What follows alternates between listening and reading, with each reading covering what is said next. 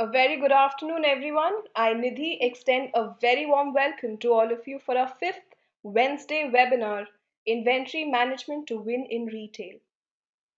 I hope all of those who are joining us for the first time have been able to download GoToWebinar. You can see a control panel on the right hand side of your screen. In case of any issues or doubts, please go to the questions window, type here and send it across to me. First things first, 4 weeks and 4 webinars down, we feel elated and having pulled off something as ambitious as a webinar every week. We've had industry luminaries share their thoughts as presenters. We've also had an enthusiastic audience, specialists, middle and senior level managers, consultants, young professionals, and students. I thank each one of you for being there. It means a lot to us. And yet again, a little about us. At Mindeye, we work towards building retail functional competencies across people, products, and practices. We believe that as professionals and individuals seeking to fulfill our highest potential, we need to create a culture of lifelong learning. We've undertaken a couple of initiatives in this direction. All these initiatives are free of charge with the aim of creating a culture of sharing insights and experiences. The first of these initiatives is a free newsletter sent to a subscriber base of over 300 subscribers. Around 200 issues have been broadcasted. If you would like to share your thoughts and ideas, please write in to info@mindeye.com and we would love to feature you. Today's webinar is the fifth in a series of exciting webinars that have been planned for every Wednesday. That's our second initiative. We would love to have you as a speaker or as a part of a panel discussion. Please write in. Watch out for Friday Forum, a monthly forum for face to face interaction amongst the retail community members. Plans are underway and we will be launching it soon. Now, coming to the presenter for today, we have with us Ruben Pandian, currently working as Assistant Vice President at Reliance Retail, heading the business and merchandise planning and business process and IT integration functions for apparel, accessories, and footwear for the hypermarket business. He has a career spanning nearly 19 years, half of those in marketing and sales functions in FMCG, and the balance extensively across fashion retail. A strategic and operational thinker with leadership insights and a proven track record of addressing operational issues through continuous improvements, business process re engineering, and cross functional synergies. He's a retail expert with a passion for business technology, innovation, and process integration to deliver competitive advantage. On the personal front, he's extremely passionate about sports and is a sports coach to many. He's also an extremely impactful speaker. Thank you, Ruben, for joining us today. Uh, a, Thanks so couple much, of, Nidhi. a couple of instructions now before I hand over the floor to Ruben. Please keep sending in your questions during the course of the presentation. In the control panel on the right hand side of your screen, there's a window with a header questions. You can type in here and send them across. They will be taken up either during the presentation or at the end of it. You will all remain in the mute mode by default. If you wish to discuss a question with the presenter, you could click on the icon for raising a hand. I would pass on the controls to you so that you can say out your question. We will also launch a couple of polls during the presentation to which you can indicate your answer by clicking on the relevant option. I would now hand over the screen to Ruben. Ruben, are you there? Yes, I'm there. Thanks so much, Nidhi. Yeah. Mm, do I have All the right. controls? Yes, I've Yeah, passed on the controls to you. yep. A very good afternoon to all who made it after a fabulous Diwali. I hope you had a prosperous and bright Diwali, all of you. Sometimes I feel a session after Diwali is something like a session after lunch, where to get the attention of people. So I'll try and make it as interesting as possible so that your post Diwali blues are taken care of. Just a quick thing on my background. I think Nidhi's covered a fair bit about what I've done and what I currently do. Uh, I've been in the fashion industry for now close to 9, 10 years, prior to which I've done extensive marketing experience across multiple FMCG organizations. Uh, my passion, of course, is integrating business intelligence with IT, which I believe is the future state of giving a competitive edge as far as business success is concerned. Uh, Topic for today, of course, inventory management in fashion retail. What I would like to touch upon specifically and basically emphasize the fact that given the disruptive omni-channel creations which are coming right now with e-commerce, the customer becoming more demanding, uh, to maintain the right balance of what is enough vis-a-vis what is too much will constantly be a challenge and will always play a key role for business success. Nidhi could roll out the first of my poll questions Sure. to understand the perspective of the audience. The first poll has been launched. It goes, what would you consider the most important for retail success? The options below: service, location, fair price, brand positioning, customer demand fulfillment. Please indicate your answer.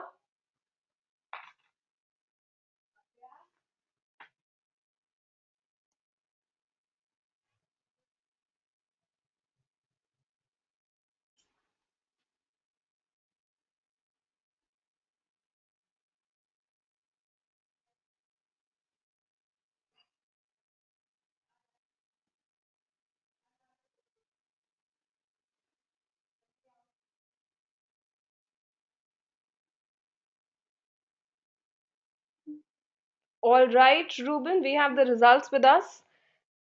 50% of the people say customer demand fulfillment is the most important for retail success, followed by 25% for brand positioning and 25% for service. Thanks so much, Nidhi. Surprisingly, when you speak to most retail consultants uh, or any of the best practices, they keep talking about harping about location, location, location, and that's the key to success. There are no Ruben, rights and wrongs, but just I would sorry, just interrupt. Could you please be a little louder? We've received a request from one of the attendees. I'll do that. Thank you very much. Yeah, thanks. Uh, uh, the poll is pretty encouraging, and I'm actually very pleased with the output. Pretty much, I expected a lot of people to point out location, which is whatever we read about retail in this country, and of course from retail experts, it's always location, location, location.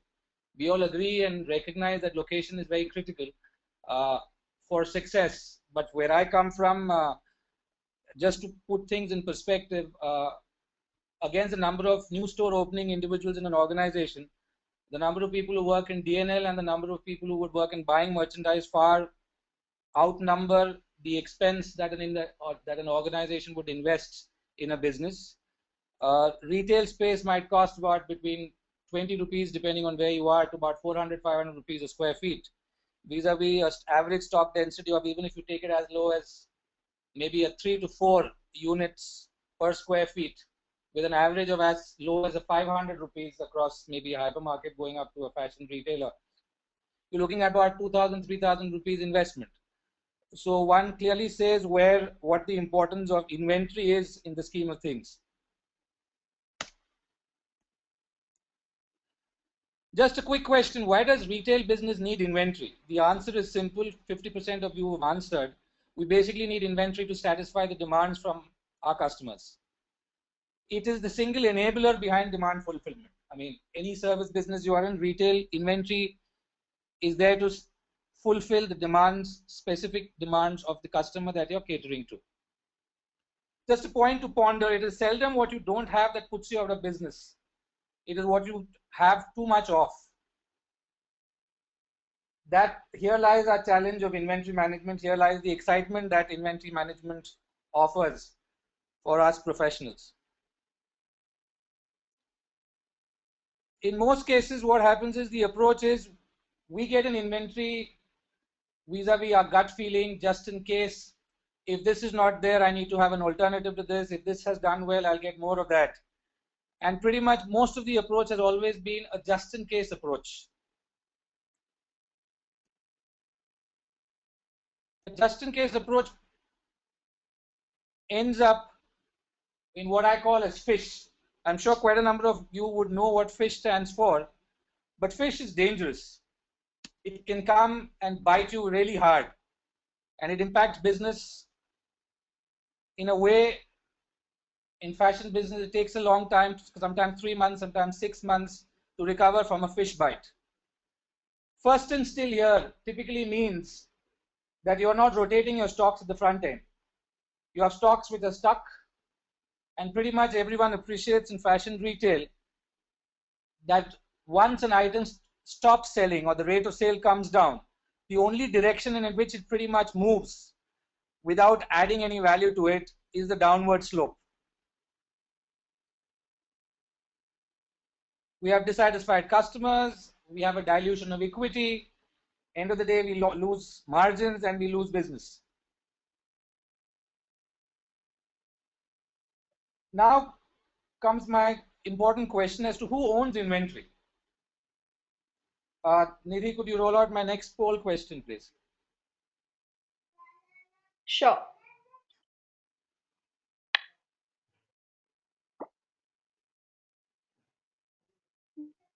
Who owns inventory management? The options that we have with us here are supply chain, buying and merchandising, commercial, store operations. Please hit your relevant option.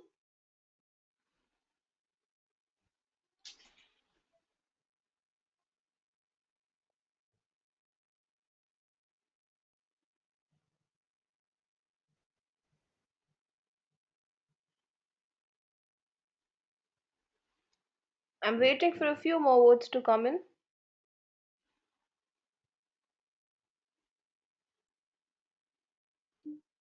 Great. Ruben, 80% of the people say buying and merchandising, 20% of the people say supply chain. Great. So my audience is kind of aligned with my thought process. Buying and merchandise, in my opinion, these are my opinions and through my experience, the other functions need to be aligned. It is obviously not the sole ownership of buying and merchandising to tackle inventory. All the other supporting functions need to be aligned to the cause. But the buck stops with buying and merchandising. So my presentation today basically takes on inventory management from a B&M perspective. You would have, I mean, there's enough reading material on the net. There are enough books which have been published on inventory management from a supply chain perspective. I basically, through my experience, want to share some thoughts and perspectives and on how the B&M team could possibly look at inventory and management. The area that I would clearly touch on would be, of course, demand forecasting, reforecasting, pricing, promotion, role of promotion and markdowns. OTB, needless to say, OTB is a big impact, is a decision maker in terms of how inventory flows in and how inventory flows out. And of course, the buying calendar and how a new perspective can be looked at in terms of how and when what needs to be bought.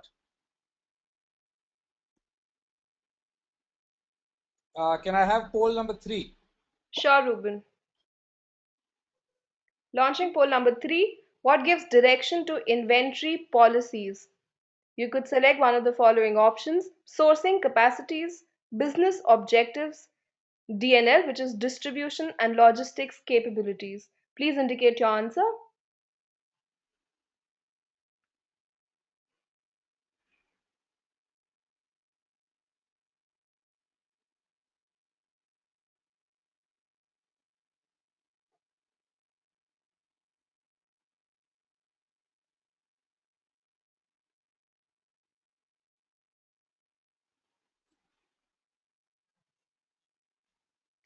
A few more votes to come in, and then I would share the results.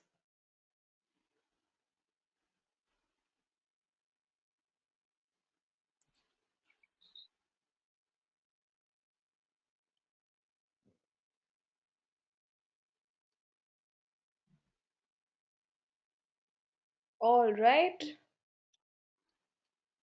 We have the results with us, Ruben. Yeah. 100% of the people say that business objectives give direction to inventory policies. Thanks so much, Nidhi. Completely aligned. Business objectives do give directions to inventory policies. There are times when you look for market share. There are times when you want to drive sales. There are times when you want to drive margins. All these impact the way you manage inventory within the entire channel of the organization to the end consumer.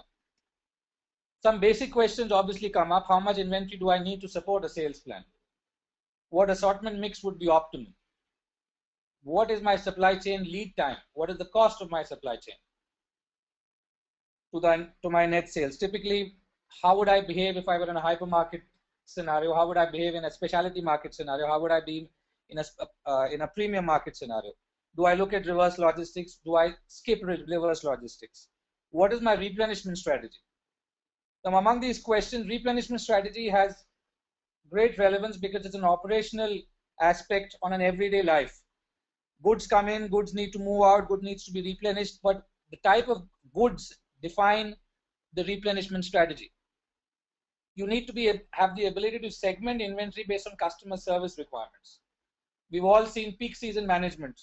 The entire DNL team kind of increases its pace, moves to the next gear, gets larger inventory into the store. We have out of stock management, which defines whether we've been consistently able to satisfy customer needs. You might break it up into three categories. You might have essentials in your line. You might have never out of stock in your line. You might have one-time hits where you might not be too particular about it being available in 100% fill. But never out of stock needs to be 100% fill. To ensure 100% fill, what would you do? These are various thoughts which come in, various practical issues and solutions which we deal with on an everyday scenario in a retail environment. So what I'm going to take you through right now are some inventory management guidelines. You could call them mantras if they work for you, or you could just call them perspectives. So next time you see a situation or which requires a solution, these mantras I'm sure would be able to maximize or help improve your current profitability. So here goes, from my experience, mantra number 1. Fashion equation. A fashion equation in a simple perspective, in an assortment, every style has a price and time period in which it needs to sell.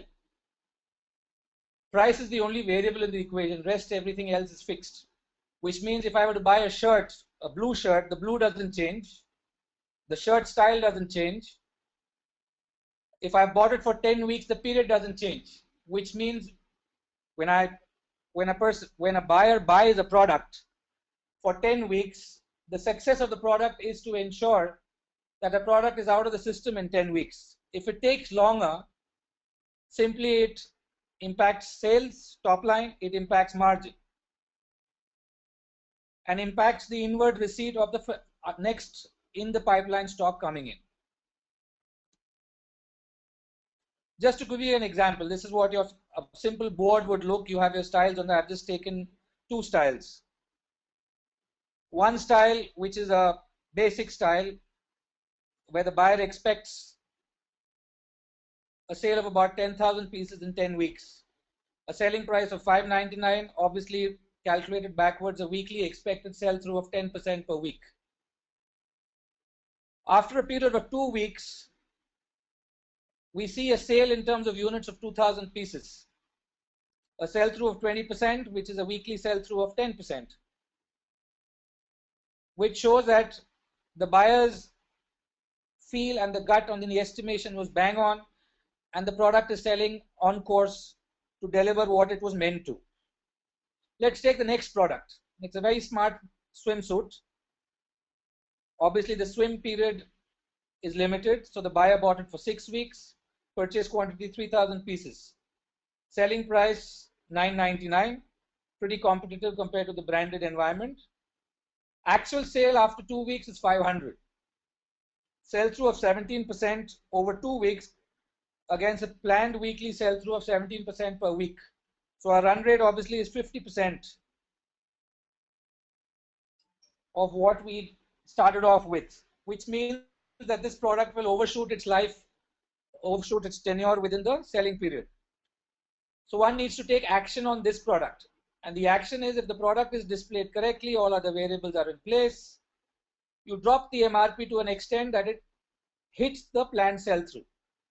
I've just given an example of dropping it from $9.99 to $5.99 pretty much because the selling period of this product is limited, which means 2 out of 6, which is 33% of the time period is gone. So you have only 66% of time period in which to ensure that the balance 2,500 pieces needs to sell. So you might have to be a little more aggressive as far as the promotion is considered. Poll 4, Nidhi. Ruben, launching poll number 4. What would you do if you see an excess stock situation? Our options are buy more, stop fresh supply till net cover stabilizes, at least maintain GM percentage, which is the gross margin percentage. Please hit in your answers.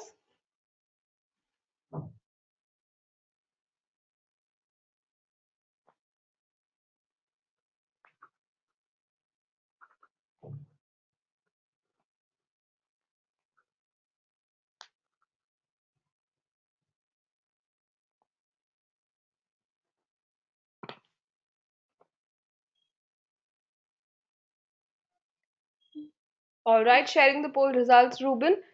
67% of the people say we should stop fresh supply till net cover stabilizes. 33% of the people say at least maintain gross margin percentage. Back to you. Okay, that's interesting. Uh, so my next guideline stroke mantra might rattle or shock the panel here. In my experience, in an ongoing basis, now these are perspectives.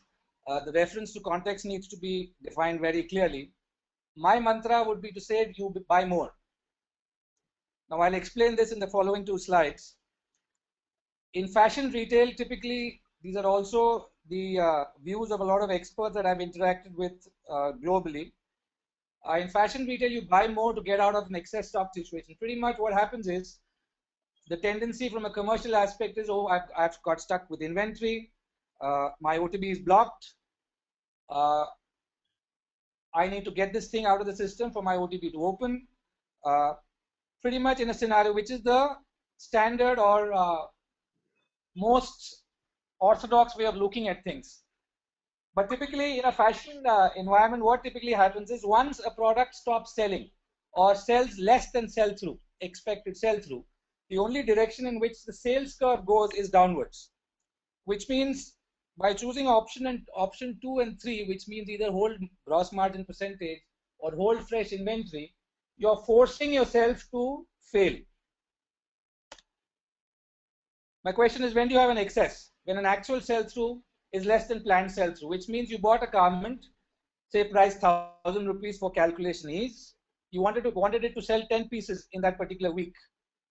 You ended up selling 5 pieces. So against a target of 1,000 into 10, which is 10,000 rupees, you actually sold only 5,000. So your sales achievement is only 50%. Now, if you hang on to this and calculate a net week cover, your net week cover against the planned is already doubled. So typically what happens is, this is what a typical sales curve would look like. Look, I've just given a perspective of 13 week and I marked the 5th week. Till week 5, which in my opinion is a little late, but just to make it visually clear, I put it as week 5. You would notice that the actual sale is dropping. If we were to continue in the same line, the most obvious estimation on an extrapolation on this curve would be a downward curve. While there's a huge shortfall, which you see in my blue side of the graph, it's a huge shortfall both in margin and sale as far as the budget is concerned. So if there is any chance for the team to succeed and hit back budget numbers, you have to get a fresh infusion of inventory, which typically has a chance to take your sales back on. So the new inventory would possibly get you more margins. It has a possibility of increasing your sales back. back to budget.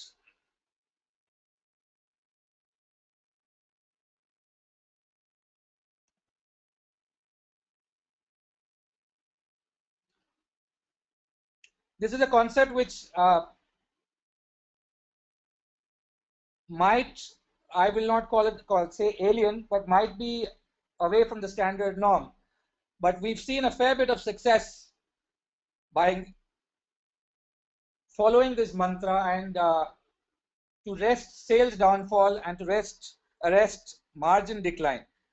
This is a mantra where there are a lot of other activities which need to be done parallelly. For example, you mark yourself down, there is a special focus to liquidate stuff which are slow movers, move them out of the system. But as far as customers are concerned, you have to flow in fresh merchandise from a fashion perspective.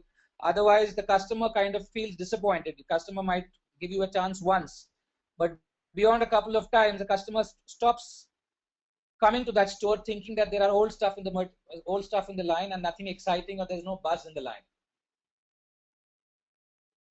Next is, once this happens, you have to refocus sales and margins. This is an ongoing process. In a lot of situations, in scenarios, we kind of look at budgets which are pretty much fixed for a period of 13 weeks, for a period of 26 weeks, depending on what the buying scenario is, what the commercial scenario is. OTB as a concept, as a tool, is a dynamic tool. One has to view it as a realistic and actionable support system.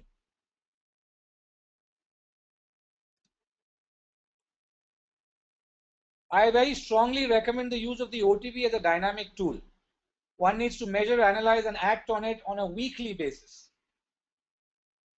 The questions obviously prop up, and I've had many conversations with a lot of buyers and sourcing people, that how can I organize merchandise on a weekly basis? You do not organize merchandise on a weekly basis, but you have lots of other activities which can expedite the unit sales throughput, expedite the throughput, so that there is OTB getting cleared maybe after a couple of weeks, maybe after 4 weeks, maybe after 6 weeks. Maybe there's fabric available in the market which can be cut and brought in by the sourcing team in a matter of 5 weeks, 6 weeks, to get some freshness, to infuse some freshness in the line. So there is a little buzz in the store to take the sales back up on track. The other recommendation, very clearly, we need to look at OTB depending on the category that we're looking at subcategory level. In some cases, for mandatories and essentials, you might have to look at it at SKU level. In stores, for example, if one were to look at a Marks and Spencer, where Marks and Spencer, even in India, for example, is a destination for lingerie, the team, I'm sure, would take whatever it takes to ensure that there are certain essentials which are never out of stock. And the OTBs for those essentials might have to be looked at an SKU level or at a style level.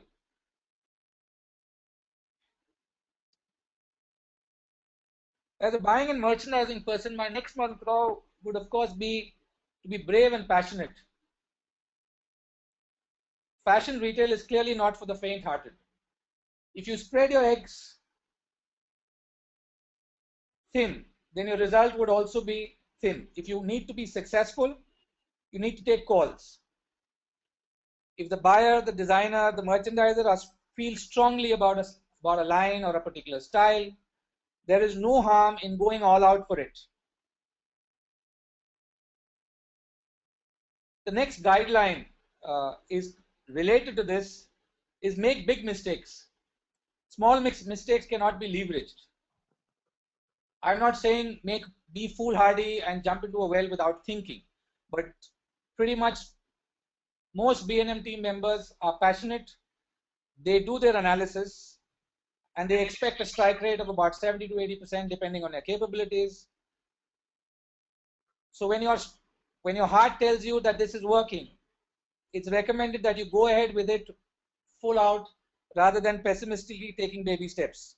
I'll explain this with an example which is actually happened a few years ago at JCPenney, where the scenario was like this. A buyer went all out, bought a shirt line which did not fire as well as expected. So immediately from a system pop-up, the stock immediately from a standard 8-week cover to a 13-week cover, moved on to a stock cover which reflected 3 years in the system. So we all know what happens when a scenario like that happens in an organization. Commercial jumps in, the business heads, leaders jump in saying what the hell is happening. Our sales are down, pipeline is choked. Sales, of course, decline because the people have not picked up the chart line where the baiting was big. Margins decline.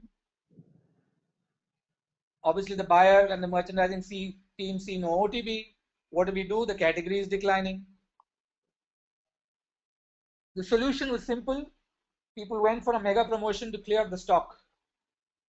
What the mega promotion actually did was it increased the footfall to the store, which was declining the past couple of months dramatically.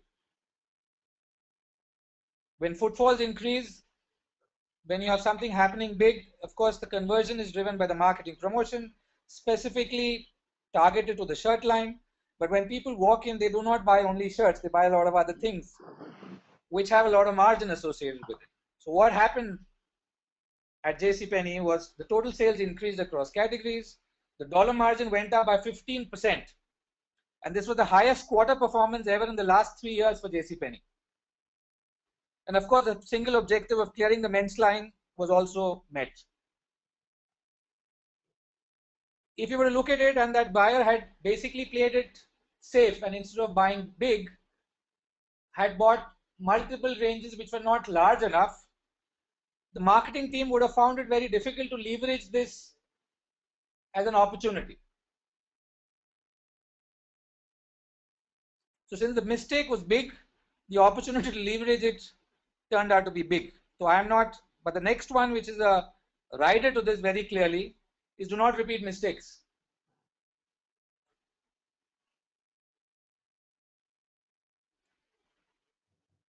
The next one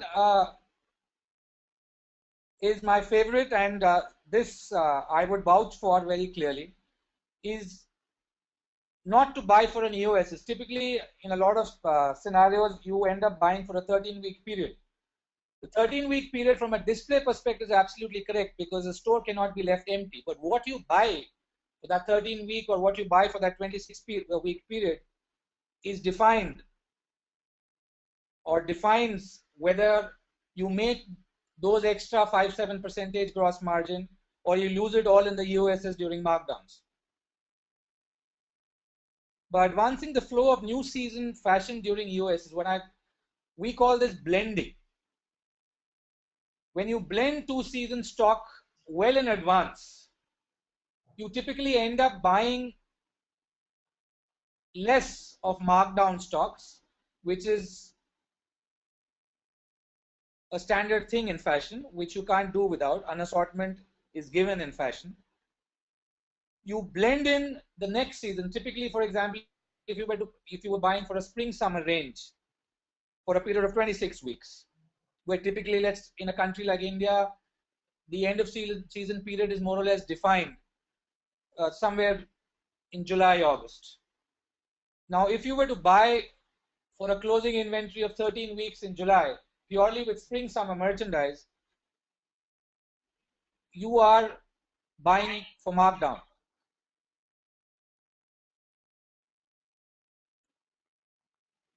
I would explain this in the next few slides very clearly. But from a rollout perspective, very clearly, what we typically do during the EOS period, we have discounts, so we have markdowns, we have low margins. Now, if you were to change the paradigm and look at how do I increase my margin delivery for the period of July, or how do I increase my margin delivery for the period of August? Typically, I've seen enough business plans that you start off with a happy month in April where you have margins in the higher 30s or higher 40s, and as you come down to an August or a July, you keep your percentage margin pretty low. If you were to infuse or blend in with fancy new arrivals, which offer you full margins and no markdowns, you can, without doing any adjustment, take your gross margin up by a minimum of 5%. And if you do this consistently over a period of time, this can go up to 5, 7, 8, 9%.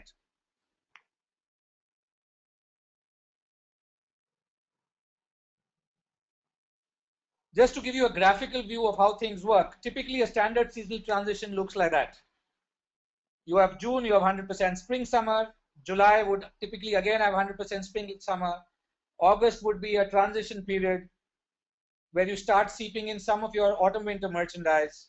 And September, typically the load on July is so much that even when you theoretically plan for 100% changeover, you are still left with what we call as terminal stock, which in an efficient system should be about 5 to 10%. In a lot of cases, you end up having 20 to 25% at the beginning of September as terminal stock, which is the previous season stock, which needs to be pushed out of the system on priority. And the new season stock, which is waiting at the warehouse, has only 75% of available space. So again, there's a big whammy where you tend to lose opportunity margins till the month of September. While if you look at it slightly differently and you seep in the new merchandise in the month of July itself, rather than August, September, you clearly have an opportunity to deliver higher margins. So the physical presence of no markdown merchandise in the month of July, August, and September clearly takes the gross margin in those specific months higher.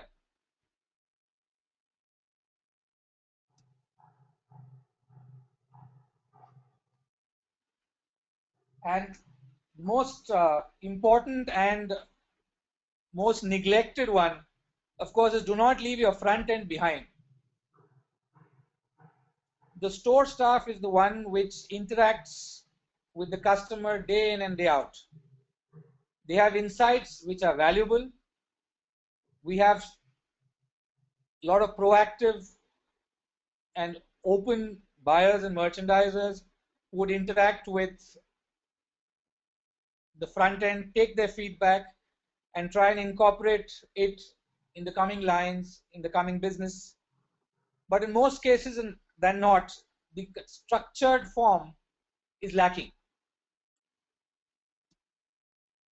Gaps in lines, for example, are the best identified by the store staff, because a gap is identified by the customer who comes in and interacts with the store staff.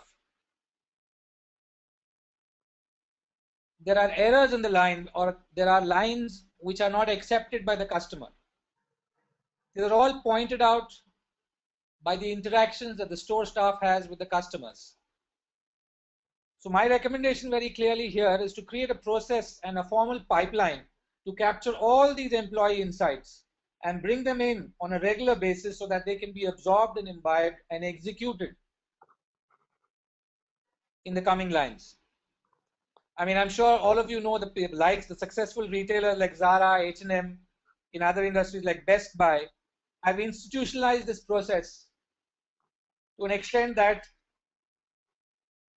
the entire line input comes from across the globe at the touch of a button.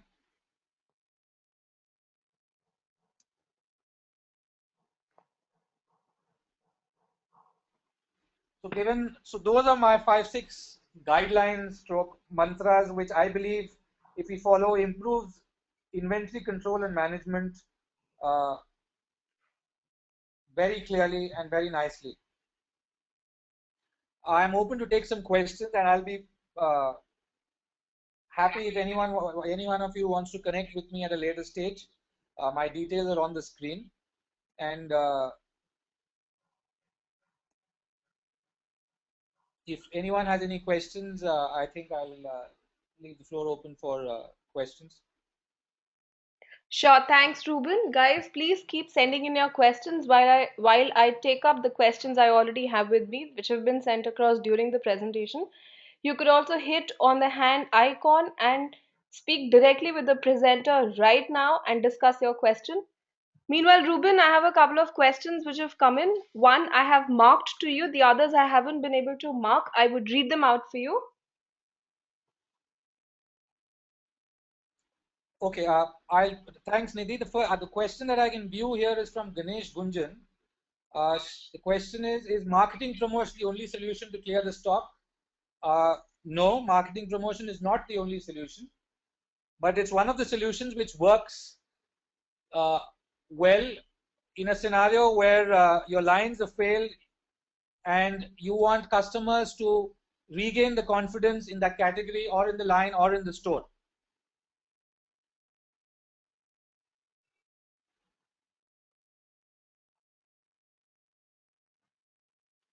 Within marketing promotions, if I were to add, marketing promotion could be treated as a temporary promotion, which is typically you create an offer like a 30% off or a 40% off, or you do a bundling exercise and revert it back when your rate of sale gets back to normal controllable levels. In scenarios where you're stuck with a line which has completely been rejected by a line which at a particular price and has been rejected completely by the customer, might have to get into a permanent markdown scenario, which means what, for example, if a shirt was expected to sell 1,000 rupees where a customer feels that the shirt is not worth more than 500 rupees, you might have to get into a flat price scenario where you might have to sell it at 500 rupees to take the sell through up for that product to get out within the stipulated period of time. So these are calls taken on the basis of situation, and typically, like I said, all functions have to align itself with the common cause to ensure that inventory is managed within the pipeline of the organization seamlessly. Yeah, Nidhi, I'm open to other questions coming in. I can only see one question. Yeah, great. I would read out the other questions. There seems to be some issue with that. Gangesh, if you would like to discuss the question further, you could either send me a message or click on the hand and I would connect you with the presenter directly. Meanwhile, other questions that we have here are Ruben, one particular question that I have, because I have been a planner and a merchandiser myself with Reliance, particularly when we have non-performing stores wherein say the display stock for a season and the season is typically say 10 weeks, the display stock cover is greater than the season selling period. What would one do in a situation like that, because we are expected to maintain a certain minimum stock on the floor for it to be appealing to the customers? How could we? That's a good question, Nidhi. In fact, these questions have come up in the past by a lot of from a lot of buyers as well as from the store staff. Typically, there are, like I said, there are various ways of handling this. One is, of course, you play around in a slow-moving. What we is recommended in a slow-moving store, for example, you actually reduce the fixed density. Mhm. The moment you reduce the fixed density, obviously your stock density comes down without compromising on the facings that the customer sees. This is one of the best practices internationally which is done. If you feel the fixture density cannot be tackled with, then the fixture capacity can be reduced. I mean, like a forearm, for example, which typically would be a 12-inch or a 14-inch, you reduce that, cut it off, putting a brace in the middle, and instead of hanging, say, 12 pieces or a 14 piece or an 18 piece, depending on what category is hanging, you can reduce the hanging to 8 pieces. So there are various ways of reducing stock density without compromising on the look and the facings on the floor. Does that answer your question? Yes, yes, absolutely. Thanks. Okay, another question we have here from Monica. She says, aren't sales periods sometimes credited with the greatest increase in sales? That is the top line. Shouldn't we sort of give some kind of importance to that? Also, because customers are now changing. A lot of customers practically visit the stores during the sales. Completely agree. So, baby, when I said blending at no means says that you need to do low levels of sales. When I say blending is, I said do not buy products for a markdown. Typically, let me just give you an example from two formats. For example, if I were a specialty store which works beautifully on a seasonal merchandise comes in, you bought a product for spring summer which you want to transition. Customers, when they come in end of season sale, expect great value. And then from a fashion perspective, you need to offer an autumn winter perspective. Similarly, customers, obviously, there are early adopters. So when you have, say, for example, 25% of the line with fresh merchandise, you by no means are compromising on what you are giving to the front end. In fact, like you rightly pointed out, a lot of buyers now engineer program products with high margins, which are meant from an in and out perspective to leverage the high footfalls that we get during the USS period. USS period has now rightly pointed out, has become an event in the country. So people flock by thousands and lakhs. In fact, and if an average footfall is 100, during USS you see a 3x to a 4x footfall. So there is, without doubt, you need to leverage that, but not at the cost of markdown, because we are in the business of making money. So you need to re-engineer your buying calendar to ensure that what sells during that period and how you leverage the footfalls during that period delivers the required margin for your line. Does that answer your question? I can share multiple levels of live examples. Uh, for example, let me give you a scenario which might be the most applicable here. In a hypermarket scenario, for example, a Big Bazaar, a Reliance Retail have made these Republic Day and August 15th a mega event. So no matter what happens, people just flock in hordes to the format. Now across all categories, whether it's FMCG or apparel, there are huge footfalls in the store. So it is in our interests to leverage to the hilt what these footfalls could do for us. But at the same time, there is no point getting sales without margin, because it has no benefit to the organization. So you get sales and deliver margins, which is what I said. It takes a period of time. You can move up from X to X plus 5%, to an X plus 6%, to an X plus 7% as you stabilize and get your planning and OTB control sharper and finer.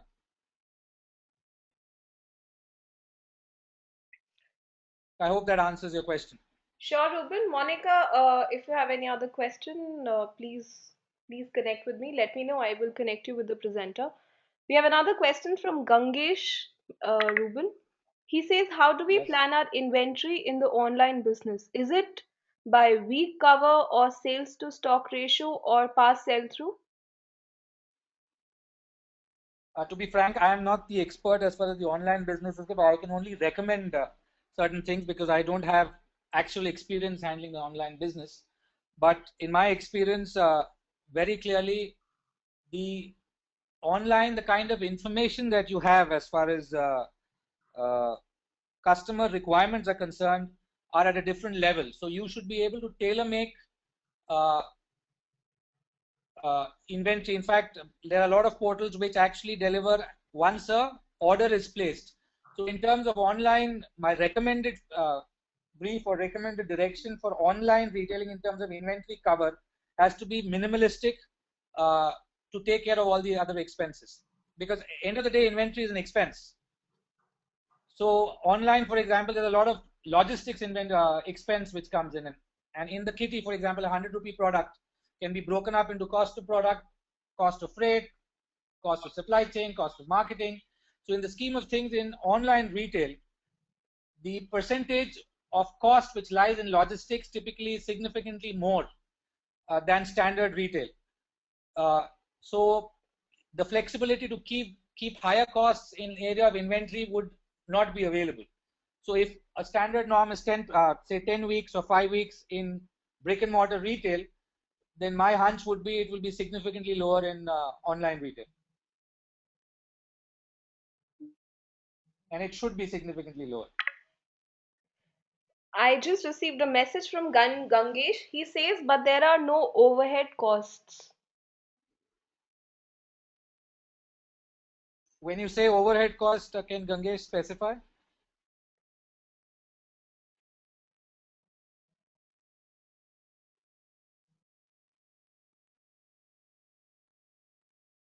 Does he mean there's no warehousing? He means operational costs, the front end cost of Like say what? running, operational costs, rentals. That's what I'm saying. See, end of the day, there are different types of costs, like I said. Operational costs in the sense, if you're saying retail cost is not there, for example, you save, say, 100 rupees on a square feet basis, but the back-end infrastructure which you're dealing with, the volumes that you currently operate out of, and the competition that you have. For example, typically, it's not a gospel truth, but typically most retailers or most online retailers would be offering a certain discount. Uh, because online retail gets into comparison mode. So if you were to offer an 100 rupee product at 90 rupees, somebody else would be offering it at 89 rupees, where a standard brick and mortar might continue selling it at 95 or 100 rupees. So you've already lost that 100 rupees in terms of getting the competitive edge. So like I said, I am not the expert. Each business model varies, but typically when it's coming between holding costs versus logistics costs, the costs would be more skewed towards the logistics cost. So the flexibility in holding inventory cover would be a great pressure.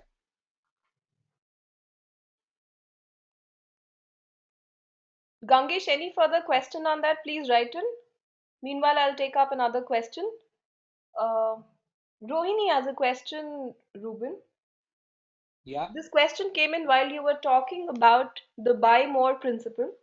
So, though you Yes. did talk about OTB later, but I still think there's a lot of value in discussing this point again. How do we get the OTB or the budget to buy when the pipeline is already clogged with non-selling merchandise? Okay, absolutely. See, there are two aspects to this. One is the alignment with the senior leadership team. That's at the second level. The first level is you generate OTB by marking down in the system the inventory. For example, if you have a 100 rupee product in the system, so there are two aspects, Rohini. One is the physical availability of space. The other one is OTB. OTB can always be created. For example, if you have 100 rupees stock in the system, marked at 100 rupees, if I were to bring down or mark it down on a permanent basis and bring down the value of that stock to 50 rupees, you automatically have an OTB of 50 rupees opening for you. Okay, so that OTB allows inventory to come into the system. Yes, it puts operational pressure for you to ensure that the 50 pieces which are physically available needs to be pushed out. But simple laws of economics saying something at 100 rupees sells at 50 rupees would obviously increase the rate of sale, and that gets pushed in faster than the regular rate of sale, giving space also physically available to the store.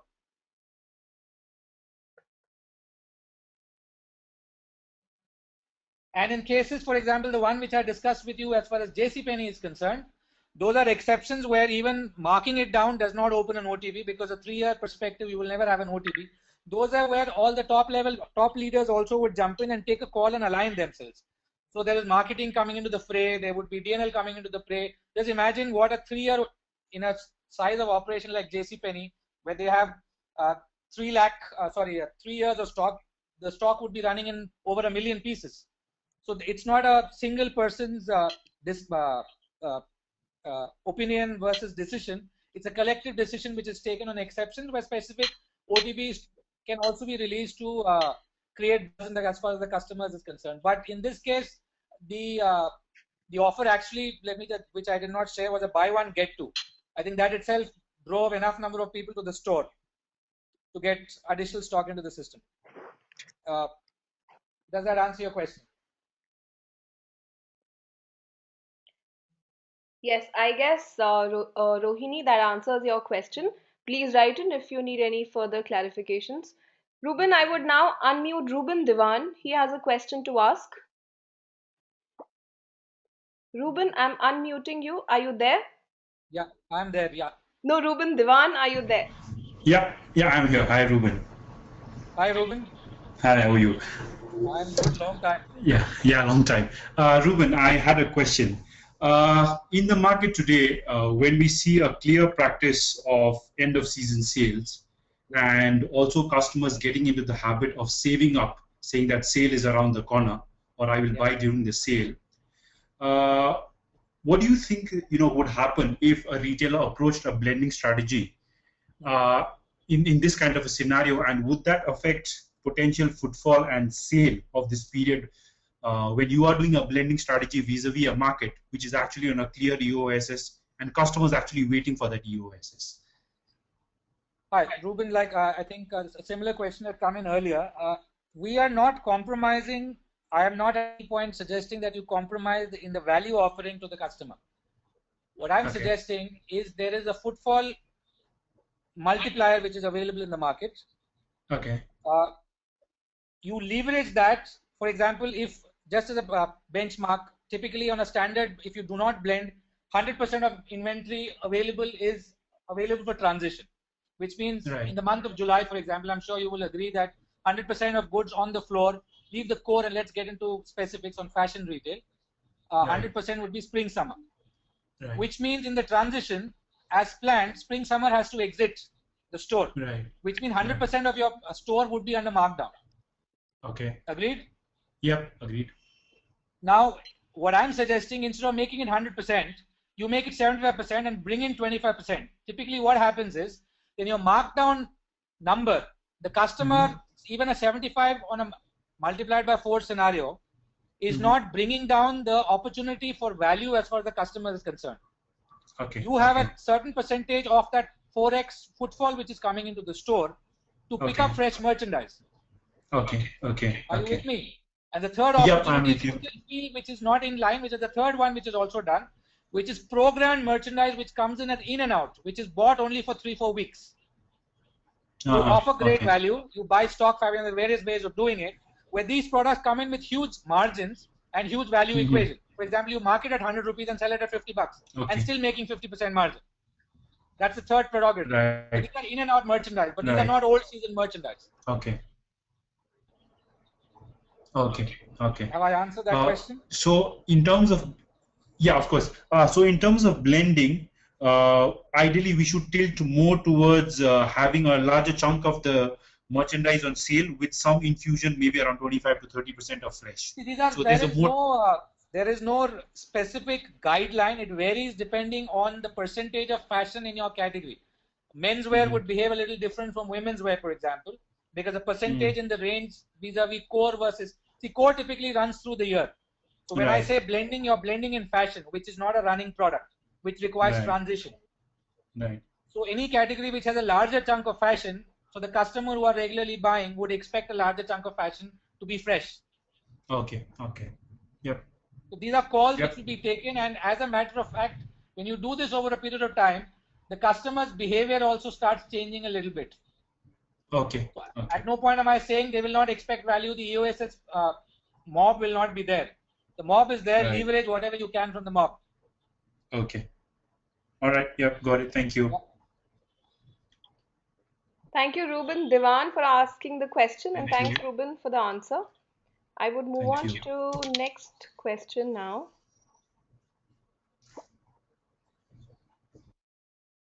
Ruben, we have a question here which says, how do we reforecast sales when the sales plan or the business plan is fixed right at the beginning of the year and we all buy to achieve that particular sales plan? Absolutely. Which is what, if I would actually, I will not delve too much on this topic, but I'll answer this right now because it will get into another session, which is the OTB session. What typically happens is, in a standard, a lot of people might have worked on various OTB tools. Typically, budget is sacrosanct. You do not vary the budget at all. So if the budget is 100, two scenarios can happen. There's a category which might be beating budgets, and a category might be missing the budget. Let's take category 1, which is beating the budget. Now, if a category has a target of 100 and is running at a rate of 120, now if you don't do anything and change the OTB, this category will run out of stocks 30% or 50% earlier than the season. So your OTB has to be reforecasted to ensure that this opportunity is leveraged. That means you infuse more goods into the system to you beat the budget. Fine, point number 1. Point number 2 is a category which is not performing on a consistent basis. The recommended option is to always take a forward week cover, yes, but when a category has been given a budget across multiple categories and it has consistently failed over a period of 4 weeks, 5 weeks, you have a panel discussion with marketing, with merchandising, buying, everyone puts together, get feedback from the store in terms of, is there an opportunity we are missing? Is there a marketing support required? If all put together still does not hit the number, it is prudent to hold back that number, saying this category can at best do only 70%, and pick that money of 30 and give it to another category, which will do outsell itself. So in an overall organization perspective, the budget remains the same, or the kitty to be put in is still the same. But within categories, the OTB needs to spell, which is what I had a small slide on OTB, that one needs to look at OTB not at a holistic basis, but to drill down at customer relevant basis. It could be SKU level, it could be category level, you might have an OTB at a shirt level, you might have an OTB at a t-shirt level. So in a particular period, t-shirt is not doing well. It is prudent to take that money and give it to the OTB for t-shirt gets reduced, OTB for shirts goes up.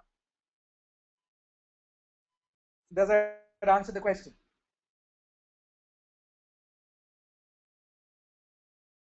I hope so. Hello? Yeah, I hope so. I haven't received any further question on that. The last question for the day I would take up from Vinod. He says, what kind of processes could we follow to ensure that we get feedback constructively and which can then be used in a very actionable manner? Feedback from the front. Okay.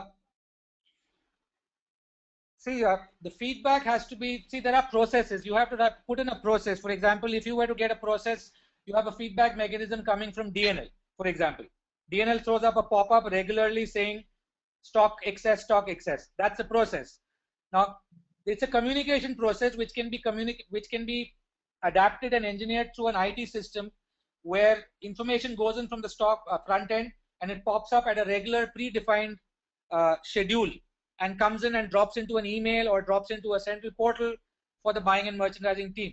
So these can be set up at the back end through IT integration. But if one is not getting into investment of IT at this point of time, you could just get into an email discipline of saying the team needs to construct, these are recommendations. The team needs to get into a standard construct which is simple and readable. Get into areas that query number 1 or query number input, these are the areas which need input. Put that format in a common portal on a regular basis on a particular predefined time, which needs to be part of an SOP agreed by all stakeholders, by the front end, by the operations team. Everyone agrees to this and it becomes a part of your SOP, which means the front end wakes up in the morning, comes to a store, gets in, end of the day or end of the week, agreed on a particular day, gives them the feedback. Similar, the buying merchandise team has an input, takes all the feedback, assimilates it, filters it, and puts that input into its buying strategy. People like Zara have completely automated it. They are on handhelds. People, there are trend trackers. There are store information which are available on handheld.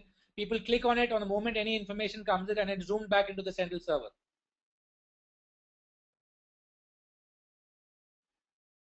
Nidhi, are you there? Yes. I hope that answers everyone's questions. That was the last question for the session. Meanwhile, I would still leave it open another 10 seconds for all of you to send in your questions.